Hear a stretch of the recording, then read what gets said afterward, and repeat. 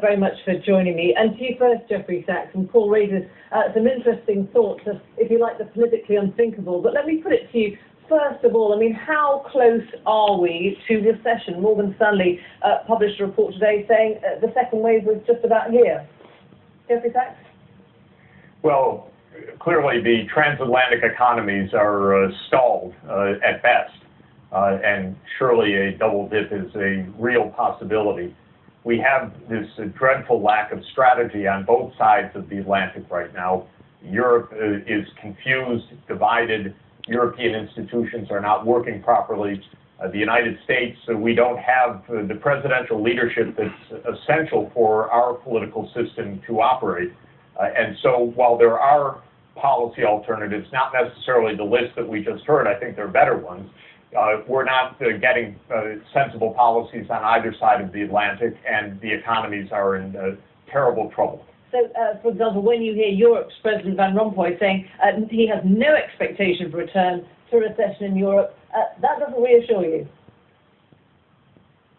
Well, it certainly doesn't reassure the markets, and there are some very serious problems in Europe right now. Obviously, the Greek crisis is on the front burner, but there's lots of risk of contagion all the way from Spain, Portugal, Italy, and now into the banking sector and into France. So there's a tremendous amount of worry. I think this contagion could be avoided.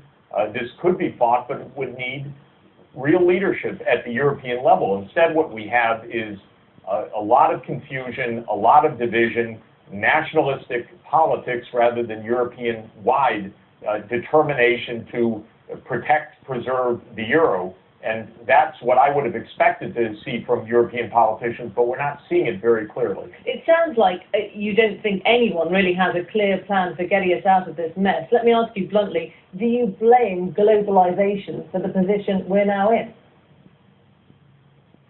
Globalization has really shaken our economies. It's shaken the manufacturing sector in Europe and in the United States. We could respond to it. And we need to respond to it. I believe that long-term, properly planned public investments in infrastructure and upgrading skills, in a new energy system, which both sides of the Atlantic and indeed the whole world need, this is something that should have been done. Instead, what we had was short-term stimulus to try to keep a consumption bubble alive. That petered out.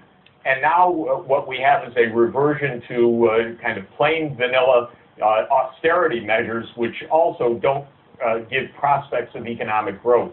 So there are ways to do things that we need to do. We need public investments desperately to modernize our economies, to upgrade skills, to train workers to be able to compete in a highly competitive global economy.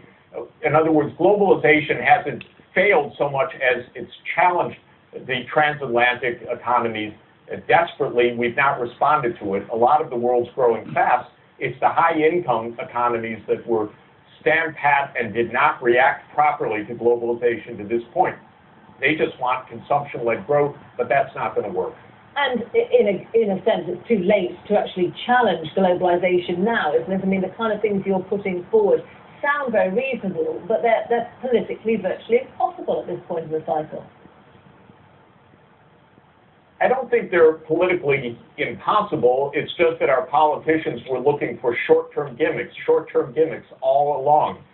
We had a consumption bubble which carried us through a part of globalization, but that consumption bubble collapsed in 2008. That was the occasion to get more serious. Instead, we had more attempts to revive a consumption bubble. That more or less carried us through 2010, but that finished as well. And we've not seen either on the U.S. side or the European side a truly sensible response. Globalization has not only shaken the competitiveness of a core part of the transatlantic economy, but it has also led to massive income inequalities in Europe and the United States. And the rich have basically walked off with the prize, leaving a large part of the population and the labor force, both in Europe and the United States, effectively either without jobs or without a means of the kind of middle-class sustenance that they came to expect. And so in this sense, our political leadership hasn't viewed the problem fundamentally, hasn't taken a longer term. We still need to do it. There are no short-term gimmicks right now. We still need to go through a serious, longer-term approach. Let me put some of those ideas to Tim Condon here. It'd be great if you can stay with us. I know you're pushed for time. It'd be interesting to hear your response to him. Tim Condon, a very strong phrase that the rich have basically walked off with the goods, and that the poor have been forgotten in globalization because everything's just been pushed abroad. I couldn't disagree more strongly. The effect of globalization has been to make poor people in China, India, and the developing world much richer. That is a wonderful thing. I don't agree that the prime cause of inequality and inequality has increased in the rich countries, but the prime cause of that, I think, is things like bad education for the less well-off, and problems in our education system, and things like that, the welfare state and so on. I don't think they're caused by globalization. Globalization has been very good for our living standards, the living standards of those, particularly the poor in the third world. But, for example, you can't actually raise taxes at corporates now without corporates just saying, we're going to go elsewhere. The same with, any Tobin tax or anything you wanted to impose on individuals, you get people up in arms saying, right, we'll go and do business somewhere else. I mean, that's where anyone can always escape it. Well, the rich have been escaping taxes for centuries. It hasn't started in the last 10, 20 years. That doesn't mean it's okay, does it? And let's be clear, we're talking about what's been happening the last 10, 20 years. In that period, there has been intense globalization, if you wish, and there have been huge increases in living standards of formerly very poor people in countries like China and India, and that is a very good thing. Christopher Eden, it's very interesting just to hear this. How much do you think this is down to the economy per se, and how much is it down to political systems, which essentially have left people nowhere to show leadership? Well, actually, I think that it's quite trendy at the moment to talk about political dysfunction and to talk about somehow, treat our politicians as if they are kids in a playground, and if only they could all get along, everything would be okay. I think actually the problem is much more profound than that. If you take the United States, there is a very serious, very consequential ideological divide. That ideological divide is reflected in Washington, and it exists in the country. The very sad consequence is, right now, I think it's paralyzing Washington when it comes to responding to this crisis. And we saw a very vivid example of that this week when Rick Perry, who is the governor of Texas, he's a serious, important politician, one of the leading Republican candidates for the presidential nomination, talked about Ben Bernanke, the chairman of the Fed, the U.S. central banker, as someone who is treasonous and who, if he goes to Texas, risks being beaten up. That speaks to a really profound, lack of faith in the institutions of government by an important part of the U.S. political system. And, I don't think this is just about, dysfunction, not getting along. It's about a very, very deep division within the country, which makes it so hard to deal with this extremely difficult economic situation. And Jeffrey Sachs, what's the answer to that? Well, I think there's a little bit of confusion in what I'm saying and in what has been commented on. Globalization, of course, has raised incomes in poor countries. I was talking about how it has shaken our economies in Europe and the United States, and what it has meant for those with low skills in the U.S. and Europe, and it's created terrible problems. What it has also done is given increased income and wealth at the very top of the political spectrum. Our problem in the United States is not so much political polarization, but the fact that both political parties cater to those who finance their campaigns.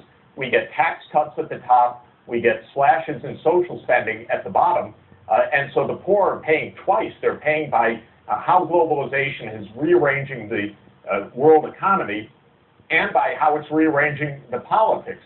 But both politics and economics are reaching a dramatic crisis point in Europe and the United States unless we get a lot more serious to hold our societies together. That means Democrats and Republicans. It's not one or the other. It's both of them realizing that the rich have become fantastically rich and need to be taxed more so that they can help the rest of society through this period. Unless we do this, we're going to enter a continuing era of greater instability. I mean, Christian Freeland, it's interesting when you say we have to just, not treat politicians like kids in the playground. The point is, as they have showed us, nobody can be decisive this time round. We've seen the wrangling in Congress. We've seen the complete chaos in Europe. I mean, that's the problem, isn't it, when democracies can't actually show anything straight in terms of the leadership now? Well, actually, I don't think it's a lack of decisiveness. I think that it is an honest disagreement. I do think that in the United States, the real tragedy at the moment is that the president, and Jeff alluded to this, the president really is in the center of the ring, and he turns out to be the political actor who is the least willing to express a clear agenda and the least willing to fight for it. And that is certainly a big part of the reason why we aren't seeing something clear and strong coming out of Washington. I also think that Jeff is absolutely right to point to increased income inequality in the West, in the United States, in much of Western Europe, as a real source of the problem. And what is happening is, I think that political elites tend to hang out with business elites, and it's taken them a while to really realize the severity of how the middle class is being hit. Tim Condon, I mean, that's the crux of it, isn't it? That the politicians listen to the people that they think are voting for them, and sometimes it's a leak. The question of inequality, one of the problems here is banking and financial sector and how it fits into capitalist economies. Obviously, the last few years, the banking sector has been extremely well paid and people envy it and so on. In America, there have been at least 3 episodes historically where they've destroyed their banking system, and last time through more regulation or through less regulation? I would say that's a big subject. In the 1930s, the American banking system collapsed. Quantitative money collapsed, had a big recession. We must stop that this time. The big problem the last few years is that the governments have been too tough on the banks, and maybe overpaid, but been too tough on the banks. They've stopped the banks growing, and this very slow growth of money has been the basic cause of the recession. Thank you all very much indeed. Thanks for joining us, Stephen. Now, after weeks of speculation, today